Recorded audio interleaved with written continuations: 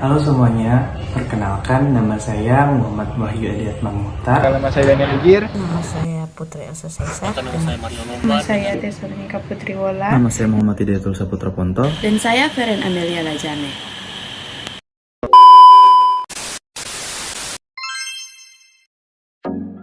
Nah, apa sih kesetimbangan kimia itu? Kesetimbangan kimia adalah keadaan di mana laju reaksi maju, reaktan menjadi produk, dan laju reaksi mundur atau balik produk kembali menjadi reaktan sama, sehingga konsentrasi reaktan dan produk tetap konsisten seiring waktu. Meskipun reaksi kimia terus berlangsung dalam kedua arah, tidak ada perubahan neto dalam jumlah zat-zat yang terlibat. Kesetimbangan ini disebut juga sebagai kesetimbangan dinamis karena reaksi berlangsung terus-menerus, tetapi dengan kecepatan yang sama di kedua arah. Kemudian ada juga prinsip yang menyebutkan tentang kesetimbangan kimia.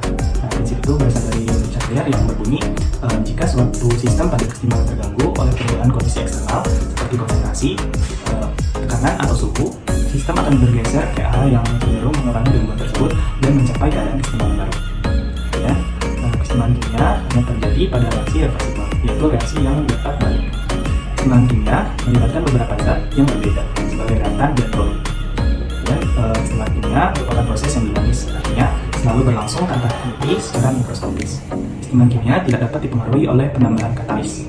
Kesetimbangan kimia juga dapat ditulis dengan simbol panah bolak-balik untuk menunjukkan bahwa reaksi berlangsung dua arah.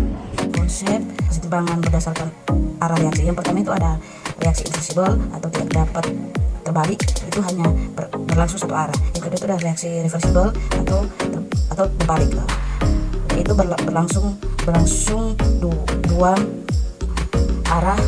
Reaksi semula dapat terbentuk kembali dari zat-zat hasil reaksi. Kita masuk pada aplikasi kesetimbangan kimia dalam kehidupan sehari-hari. Itu ada reaksi irreversibel. Yang pertama itu ada pembakaran bahan bakar. Reaksinya CH2 tambah 202 CO2 tambah 2H2O.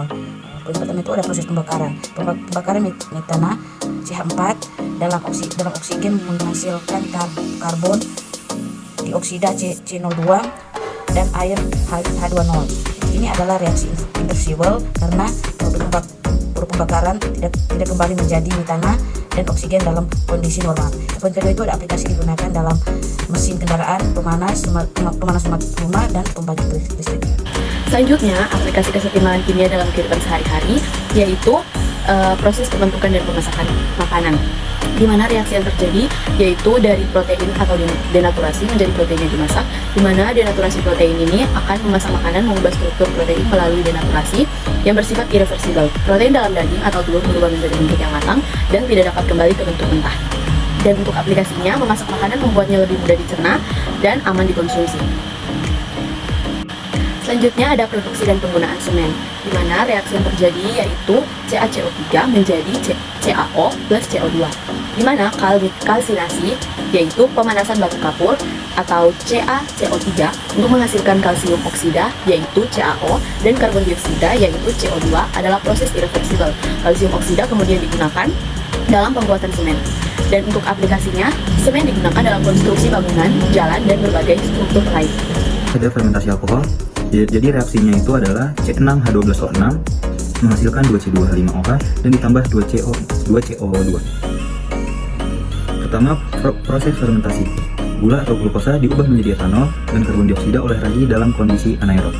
Ini adalah reaksi reversibel dalam kondisi normal pembuatan alkohol. Dan yang kedua itu adalah aplikasi digunakan dalam pembuatan minuman beralkohol seperti bir, anggur, dan minuman keras. Dan yang selanjutnya saya akan bacakan untuk yang pembentukan karat dan besi. Jadi reaksinya itu adalah 4Fe ditambah 3O2 dan ditambah 6H2O menghasilkan 4Fe atau OH3. Pertama, oksidasi besi. Besi bereaksi dengan oksigen dan air membentuk besi. Besi hidroksida yang kemudian dapat berubah menjadi karat atau besi oksida. Dan ini adalah reaksi irreversibel di lingkungan alami. Dan yang keduanya itu adalah aplikasi. Jadi penting dalam memahami dan mencegah korosi pada struktur logam seperti jembatan, kendaraan, dan juga peralatan-peralatan. Reaksi reversibel atau reaksi bolak-balik yaitu yang pertama, proses Haber-Bosch atau produksi amonia dengan reaksi N2 dalam fase gas ditambah dengan 3H2 dalam fase gas menghasilkan dua, yaitu yang pertama 2NH3 dalam fase gas dan yang kedua yaitu kalor atau panas. Produksi amonia. proses Haber-Bosch digunakan untuk mengubah nitrogen dan hidrogen menjadi amonia yang penting untuk produksi pupuk. Kesetimbangannya yaitu untuk meningkatkan hasil amonia, tekanan ditingkatkan dan suhu diatur untuk menggeser kesetimbangan ke arah produk NH3. Reaksi reversibel yang kedua yaitu sistem buffer dalam tubuh. Dengan reaksi H2CO3 akan menghasilkan H+ ditambah dengan HCO3. Regulasi pH darah. Sistem buffer asam karbonat bikarbonat menjaga pH pada kisaran yang tepat, yaitu sekitar 7,4. Kesetimbangannya, jika terjadi penambahan asam atau basa, kesetimbangan ini akan bergeser untuk mengimbangi perubahan dan menjaga pH konstan. Reaksi fotosintesis 6CO2 tambah 6HO2 menjadi reaksi C6H12O6 tambah 6O2.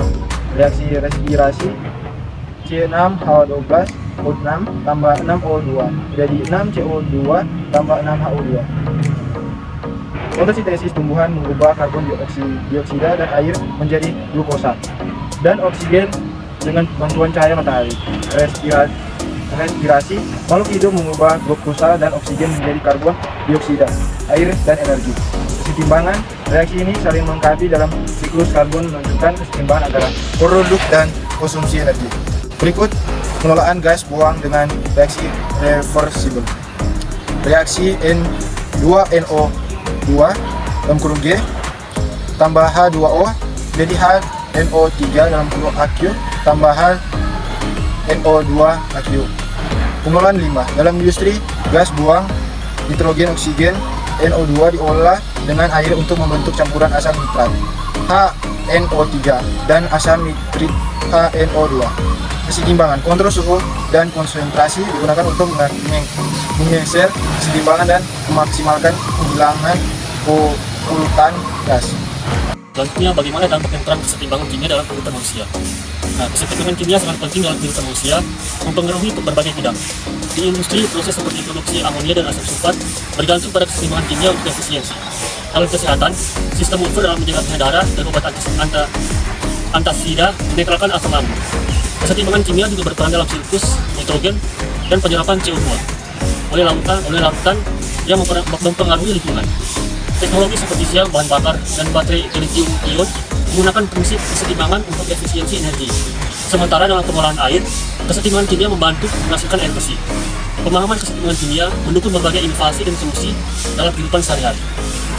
Selanjutnya, kesimpulan yang bisa kita ambil yaitu kesetimbangan kimia memiliki dampak yang luas dan penting dalam kehidupan manusia, baik di sektor industri, kesehatan, lingkungan, maupun teknologi.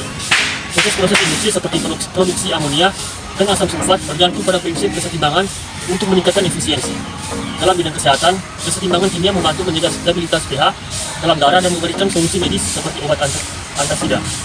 Di lingkungan, kesetimbangan kimia berperan dalam siklus nitrogen dan pengendalian CO2 yang mendukung kelestarian ekosistem. Selain itu, teknologi modern seperti bahan bakar dan baterai lithium-ion memanfaatkan kesetimbangan kimia untuk efisiensi energi. Sementara dalam pengolahan air, prinsip kesetimbangan kimia memastikan ketersediaan air bersih. Secara keseluruhan, pemahaman dan penerapan kesetimbangan kimia memungkinkan kita mengoptimalkan berbagai proses dan menciptakan solusi inovatif yang meningkatkan kualitas hidup dan menjaga keseimbangan alam.